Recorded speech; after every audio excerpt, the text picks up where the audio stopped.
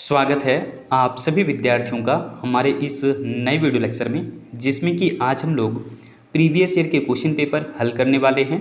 ये सभी प्रश्न झारखंड बोर्ड एग्जामिनेशन 2018 में साइंस और कॉमर्स वाले विद्यार्थियों को विशेष रूप से पूछा गया था। लेकिन अगर आप आर्ट्स के विद्यार्थी हैं तब भी इस वीडियो को आप कंप्लीट ज़रूर देख सकते हैं, क्योंकि आप सभी विद्यार्थियों के लिए झारखंड ब्रह्मी बोर्ड का सिलेबस और एग्जामिनेशन पैटर्न एक ही जैसा है, बिल्कुल भी अलग नहीं है। तो आप कंप्लीट वीडियो को ज़रूर देखिए। यहाँ पर हम लोग टोटल 10 प्रश्न हल करेंगे, जिसमें से कि 5 प्रश्न हमारा माइक्रो इकोनॉमिक्स से होगा यानी कि व्यष्टि अर्थशास्त्र से, और 5 प्रश्न होगा मैक्रो इकोनॉमिक्स से यानी कि समष्टि अर्थशास्त्र से।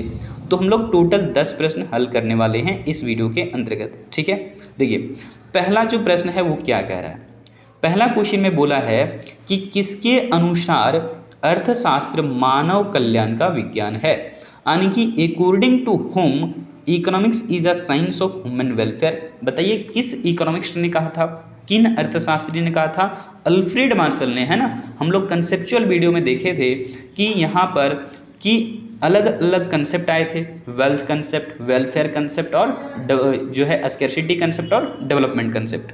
उन चारों कंसेप्ट में से ये सेकेंड कंसेप्ट से क्वेश्चन पूछा गया है, वेलफेयर कंसेप्ट से, और वहीं से जो है वो हम लोगों ने अल्फ्रेड मार्शल के बारे में समझा हुआ था।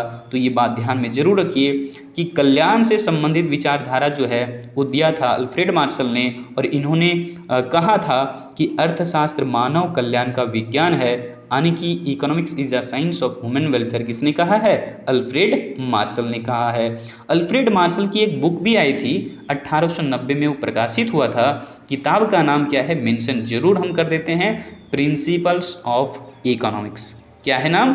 Principles of economics. ये किताब छपी थी 1890 में और बहुत ज़्यादा फेमस भी हुआ। इसके पीछे का रीज़न यही था कि इसमें मैथमेटिकल टर्म में भी चीज़ों को डिफाइन किया गया था। ठीक है ना। चलिए अब यहाँ पर आगे की ओर बढ़ते हैं। तो ये भी बात ध्यान रखिएगा कि प्रिंसिपल्स ऑफ इकोनॉमिक्स के लेखक कौन है, यानी कि राइटर कौन है प्रिंसिपल्स ऑफ इकोनॉमिक्स के, तो होंगे अल्फ्रेड मार्शल साहब। ठीक है, आगे बढ़ते हैं। दूसरा क्वेश्चन बहुत ज़बरदस्त है और ये क्वेश्चन हमेशा पूछा जाता है। हम अलग अलग विभिन्न बोर्ड्स के जब क्वेश्चन पेपर देखते हैं तो मुझे पता चलता है कि ये क्वेश्चन बहुत ज़्यादा पूछा गया है। देखते हैं हम यहाँ पर क्या कह रहा है कि कॉफ़ी के मूल्य में वृद्धि होने से, है ना, कॉफ़ी के मूल्य में वृद्धि होने से चाय की मांग क्या होगी। हम लोग पहली चीज़ ये जान लें कि चाय और कॉफ़ी आपस में क्या है भाई, ये हैं आपस में सब्स्टिट्यूट गुड्स, यानी कि प्रतिस्थापक वस्तुएं हैं। क्या बोल रहा है इस क्वेश्चन में कि with rise in coffee price the demand of T. Coffee का प्राइस बढ़ गया, समझिए ना कि कॉफ़ी का जो है वो प्राइस बढ़ गया। अब कॉफ़ी यानी कि महंगा हो गया तो लोग जो है वो क्या करेंगे, उस समय लोग समझेंगे कि कॉफ़ी तो महंगा हो गया, तो उस समय जो है वो लोग चाय की डिमांड को बढ़ा देंगे, यानी कि डिमांड जो है वो किसकी हो जाएगी, चाय की हो जाएगी। क्लियर है ना। तो देखिए चाय की डिमांड बढ़ रही है, क्यों? क्योंकि कॉफ़ी और यहाँ पर जो चाय है आपस में क्या है, ये सब्स्टिट्यूट गुड्स हैं, स्थानापन्न वस्तुएं हैं, या फिर आप कह सकते हैं कि प्रतिस्थापक वस्तु है। तो प्रतिस्थापक वस्तु के संदर्भ में जो संबंध बन रहा है एक वस्तु का मूल्य और दूसरी वस्तु की मांग में, वो कैसा संबंध बन रहा है, तो पॉजिटिव रिलेशन बन रहा है। ठीक है, ध्यान रखिएगा इस बात को कि प्रतिस्थापक वस्तु के संदर्भ में एक वस्तु का मूल्य और दूसरी वस्तु की मांग में सीधा संबंध होता है। ठीक है, एक वस्तु के मूल्य यानी कि कॉफ़ी का मूल्य देखिए ज़्यादा हो जा रहा है, तो उस समय कॉफ़ी यानी कि चाय की मांग क्या हो जा रही है, चाय की मांग बढ़ जा रही है। तो एक का मूल्य बढ़ा और दूसरी की मांग बढ़ गई, तो इस तरीके से हम कहेंगे कि कॉफ़ी का मूल्य बढ़ने से चाय की मांग बढ़ गई है, यानी कि ऑप्शन हमारा ये सही हो जाएगा। क्योंकि चाय की मांग पूछ रहा था तो देखिए चाय की मांग बढ़ रही है। आगे जाते हैं दूसरे क्वेश्चन पर। क्वेश्चन संख्या यानी कि तीसरा, ध्यान दीजिए क्या कह रहा है कि किसी वस्तु की कीमत निर्धारित होती है। हम लोग जानते हैं कि कीमत निर्धारण करने के लिए डिमांड एंड सप्लाई दोनों फोर्सेस जो है वो काम आते हैं, क्योंकि अकेला जो है वो कोई बायर जो है कीमत को नहीं तय कर सकता, सेलर भी जो है वो कीमत को नहीं तय कर सकता, क्योंकि ये वन साइडेड थ्योरी हो जाता है। ठीक है।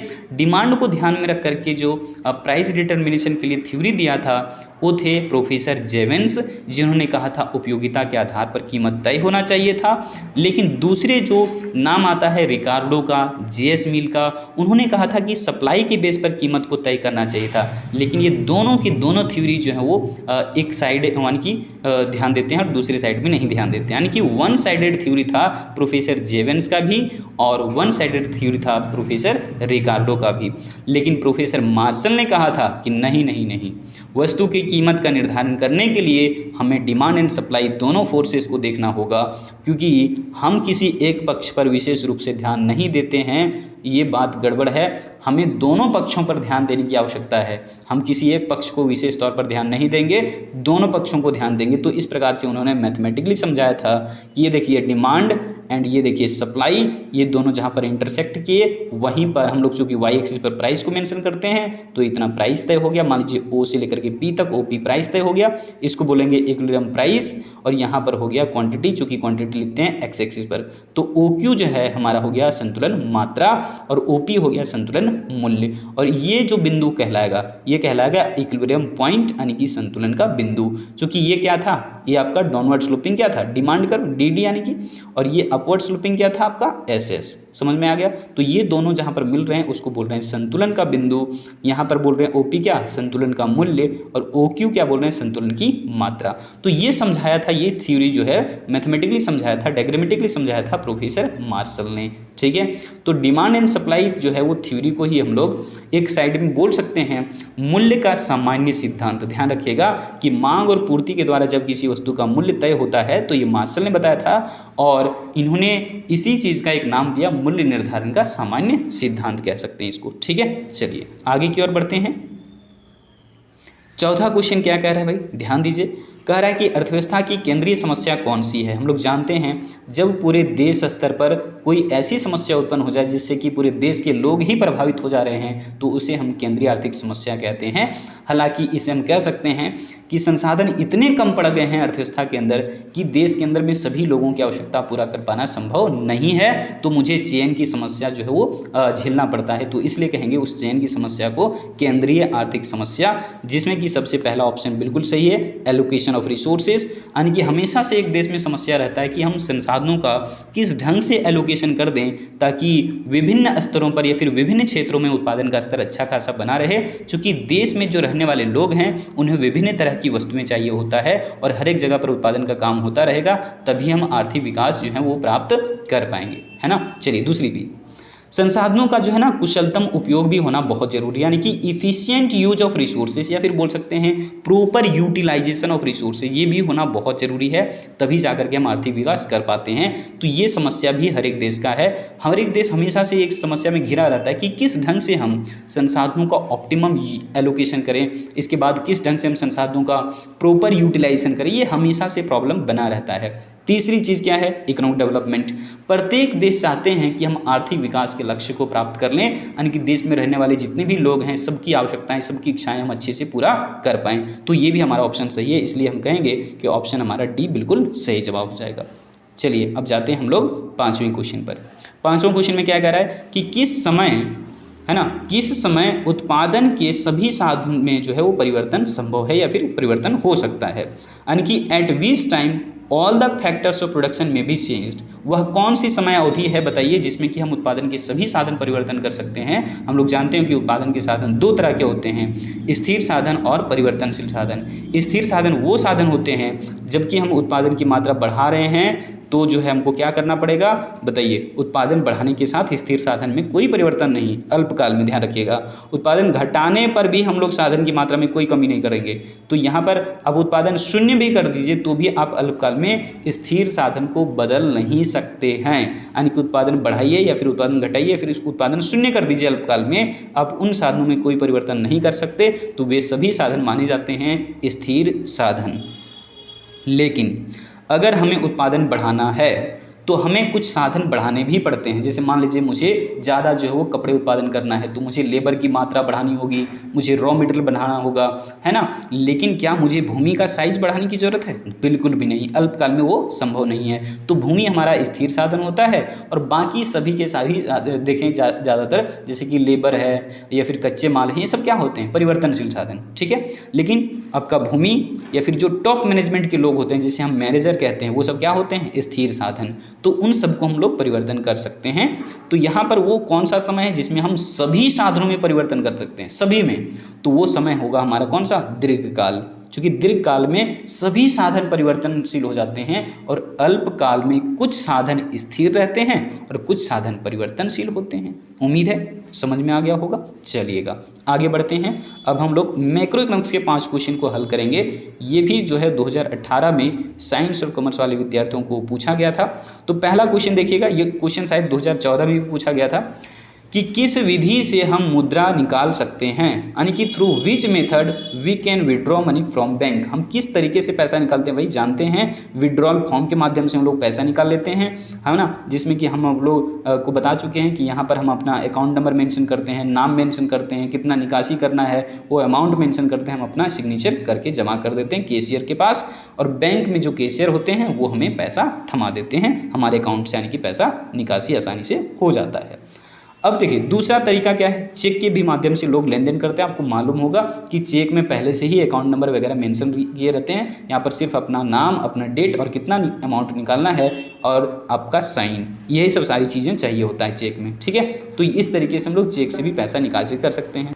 ध्यान रखिएगा इस बात को कि एटीएम का फुल फॉर्म होता है ऑटोमेटेड टेलर मशीन, ठीक है। ये क्वेश्चन भी आपसे पूछा जा सकता है। अब बढ़ते हैं हम लोग आगे। यहाँ पर देख लीजिए दूसरा प्रश्न, मैक्रो इकोनॉमिक्स का दूसरा क्वेश्चन क्या कह रहा है कि सेंट्रल बैंक ऑफ इंडिया क्या है। ध्यान रखिएगा सेंट्रल बैंक ऑफ इंडिया एक कॉमर्शियल बैंक है, यानी कि व्यापारिक बैंक है या फिर कह सकते हैं व्यावसायिक बैंक है। ध्यान रखिएगा सेंट्रल बैंक ऑफ इंडिया का मतलब आरबीआई नहीं पूछ रहा है। सेंट्रल बैंक ऑफ इंडिया जो है उसी के नाम से, सेंट्रल बैंक ऑफ इंडिया के नाम से ही एक ऐसा बैंक ओपन किया गया जो कि लाभ के उद्देश्य से काम करता है, तो इसलिए वो क्या हो गया? कॉमर्शियल बैंक, ठीक है ना। चलिए आगे बढ़ते हैं। यहाँ पर प्रत्यक्ष कर है, हम लोग जानते हैं आयकर प्रत्यक्ष कर है, उपहार कर भी प्रत्यक्ष कर है, एक होता है निगम कर, वो भी प्रत्यक्ष कर होता है। तो ये जो है ऑप्शन के अनुसार देखें तो ऑप्शन सी हमारा बिल्कुल सही जवाब है। यहाँ पर देखिए मुद्रा का कार्य है, हम लोग जानते हैं फंक्शन ऑफ मनी के बारे में पूछ रहा है। तो मुद्रा का काम क्या है? मीडियम ऑफ एक्सचेंज, यानी कि विनिमय का माध्यम के रूप में हम लोग इस्तेमाल करते हैं। कोई भी वस्तु मुझे खरीदना होता है तो हम उसके बदले में पैसे भुगतान करते हैं, यानी कि विनिमय का माध्यम है मुद्रा। दूसरा काम क्या है? मेजर ऑफ वैल्यू, वस्तु के जो मूल्य तय किए जाते हैं वो मुद्रा के रूप में ही किया जाता है, इसलिए कह सकते हैं मेजर ऑफ वैल्यू के रूप में भी मुद्रा कार्य करता है। स्टोर ऑफ वैल्यू, है ना, ये बहुत बड़ा डिफिकल्टी था बार्टर सिस्टम में, क्योंकि बार्टर सिस्टम में हम लोग कमोडिटी के तौर पर स्टोर करते थे चीज़ों को, लेकिन अब मुझे उस तरह के स्टोर करने की आवश्यकता नहीं पड़ती है। अब हम लोग क्या करते हैं भाई? अब हम लोग पैसे में जो है यानी कि मुद्रा के रूप में हम लोग वैल्यू को स्टोर करके रखते हैं। हम लोग 2 साल बाद भी बक्से से पैसा निकाले ना, रखा हुआ पैसा तो खराब होता नहीं है, उसकी वैल्यू बनी रहती है। लेकिन अगर वस्तु के रूप में इकट्ठा करते, मान लीजिए साग सब्जी रख दिए बक्से में और 2 साल बाद निकले, है ना, निकाले तो सीधा तो सब्जी बन करके निकलेगा कहने का मतलब। तो यहाँ पर वैल्यू को स्टोर करना वस्तु विनिमय प्रणाली में यानी कि बार्टर सिस्टम में बहुत बड़ी डिफिकल्टी थी, लेकिन कमाल की बात है मुद्रा जो है एक ऐसा आविष्कार हुआ आग के आविष्कार की तरह ही, पहिए के आविष्कार की ही तरह, जिसमें कि हम समझ पाते हैं कि वैल्यू को हम लोग लंबे समय तक स्टोर कर सकते हैं, खराब होने वाला बिल्कुल भी नहीं है। बक्से में 2 साल तक, 5 साल तक, 10 साल तक पैसा रख दीजिए, वो वैसा के वैसा ही रहता है। ध्यान रखना होगा कि कहीं सरकार ने नोटबंदी की घोषणा तो नहीं कर दी है, तो इस बात को भी ध्यान में रख करके काम करिएगा, नहीं तो वैल्यू उसकी समाप्ति हो सकती है। तो ये हालांकि सिचुएशन है। तो यहाँ पर ऑल ऑफ दिस का हमारा ऑप्शन बिल्कुल सही है, क्योंकि मुद्रा के कार्य कौन से होते हैं? विनिमय का माध्यम यानी कि medium of exchange, measure of value यानी कि मूल्य का मापन, स्टोर ऑफ वैल्यू यानी कि मूल्य का संचय, मूल्य को इकट्ठा करना, जमा करना लंबे समय के लिए। तो इनमें से सभी हमारा जवाब बिल्कुल सही है। मूल्य का हस्तांतरण भी मुद्रा का कार्य है, ठीक है, ध्यान रखिएगा। आखिरी प्रश्न पर आ चुके हैं मैक्रो इकोनॉमिक्स का। बोला कि किन्स का रोजगार सिद्धांत जो था वो किस कारक पर निर्भर करता है, किस फैक्टर पर निर्भर करता है? किन्स का जो एम्प्लॉयमेंट थ्योरी था बताइए, है ना, यानी कि on which factor does Keynesian theory of employment depend, किस फैक्टर पर डिपेंड करता है हम लोग जानते हैं। प्रभावपूर्ण मांग का उन्होंने जिक्र किया था कि देश के अंदर में प्रभावपूर्ण मांग की कमी है और उसी कमी को अगर हम बढ़ा दें, है ना, इन्वेस्टमेंट के द्वारा, ठीक है, तो बहुत अच्छे तरीके से फिर से जो है वो अर्थव्यवस्था रोजगार की एक अच्छी अपॉर्चुनिटी क्रिएट करेगा, है ना, लोगों को काम मिलना शुरू होगा, लोगों की इनकम बढ़ने शुरू हो जाएगी। ये सब बात किया था किस बुक में, ध्यान रखिएगा, जेम्किंस की एक बहुत ही फेमस बुक है the general theory of employment, interest and money. तो ये किताब पब्लिश हुआ था 1936 में, ठीक है। डिटेल में आपको हम यूनिट नंबर 6 के अंदर जेम्किंस के बारे में समझा देंगे, ठीक है। तो आज रखते हैं इस वीडियो में इतना ही, मिलते हैं फिर से अगले किसी कंटेंट के साथ। तब तक आप अपने आसपास में साफ सफाई बनाए रखिए, अपना स्वास्थ्य का ख्याल रखिए। मिलते हैं फिर से अगली वीडियो में। जय हिंद।